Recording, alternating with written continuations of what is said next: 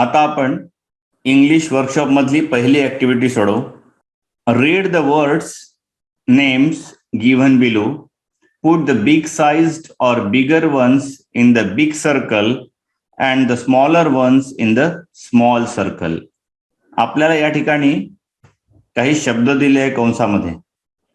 काही शब्दांचा आकार मोठा आहे तर त्याच्याशी करस्पॉन्डिंग काही शब्द आहे की ज्यांचा आकार लहान आहे. आपल्याला काय करायचं आहे, लहान आकार असलेले शब्द लहान सर्कल मध्ये लिहायचे आहे या ठिकाणी, आणि मोठ्या आकाराचे जे शब्द आहे ते या मोठ्या सर्कलमध्ये लिहायचे आहेत.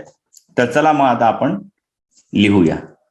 आपण लिहिले हे शब्द: scrub pine, rill lake, bush tree, bass muskie, star sun आणि ट्रेल हायवे. दुसरा प्रश्न आहे, form groups of 4, read each stanza in the poem turn by turn.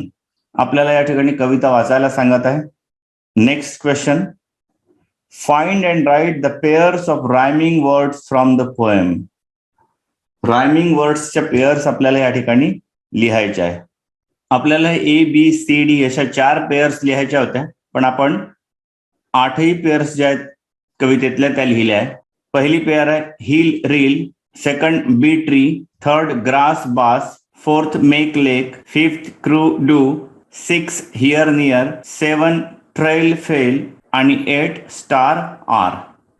Next question बघा, प्रश्न क्रमांक 4. Complete the following with appropriate words oblique phrases from the poem.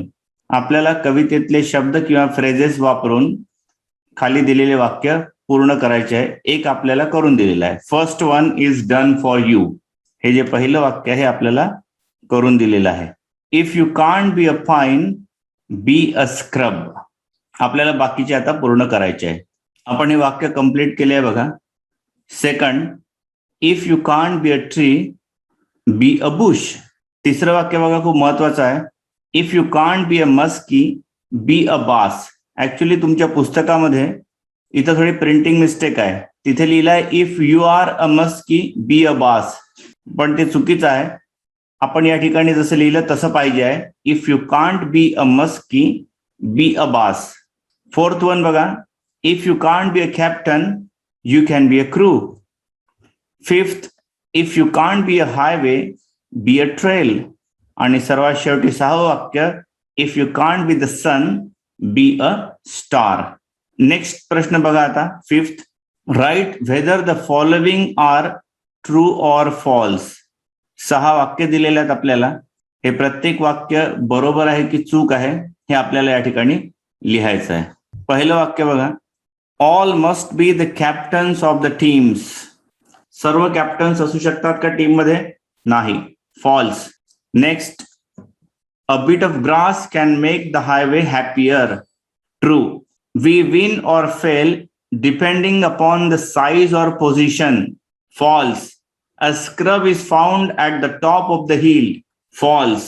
If your work is not important, don't do it. False. Whatever job you have, do your best. हे वाक्य बरोबर आहे, true आहे. Question number 6. Write an appreciation of the poem with the help of the points given below. आपल्याला या कवितेचं appreciation लिहायचं आहे. Points आपल्याला ऍक्च्युली दिलेले आहेत. एक एक दोन दोन शब्द ऍड करायचे आहेत फक्त.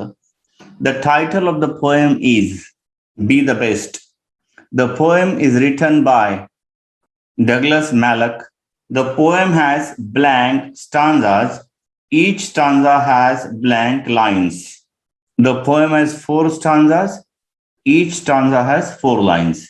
Next, the lines that rhyme in each stanza are first and third, second and fourth. The poet compares big things with small things. Blank is a repeated expression in the poem. If you can't be. If you can't be is a repeated expression in the poem. The line I shall always remember is be the best of whatever you are. या ठिकाणी तुम्ही तुमच्या आवडीची आणखी कोणतीही ओळ सुद्धा लिहू शकता, पण मोर अप्रोप्रिएट काय राहील या ठिकाणी? जी लाईन आपण लिहिली आहे ती लाईन, कारण कवितेचं टायटल जे आहे ते टायटल या लाईनला सूट करते आणि क्रक्स जो आहे थीम मधला तो या लाईन मध्ये आपल्याला रिफ्लेक्ट होताना दिसतो. इंग्लिश वर्कशॉप मधला हा शेवटचा प्रश्न आहे. Read the given extract from the poem little drops of water bye Julia Fletcher Carney. Learn it up, set it to a tune and enjoy singing it. You may ask your teacher to help you. एक कविता दिलेली आहे आपल्याला, little drops of water. या कवितेतला हा काही भाग आहे, आपल्याला थोडंसं गाण्याच्या रूपात त्याला म्हणून बघायचं आहे. आपण प्रयत्न करू. Little drops of water, little grains of sand, make the mighty ocean and the pleasant land. Little deeds of kindness, little words of love, help to make earth happy like the heaven above. तर अशा रीतीने बी the best या कवितेवर आधारित English workshop मधल्या activities आपण बघितल्या.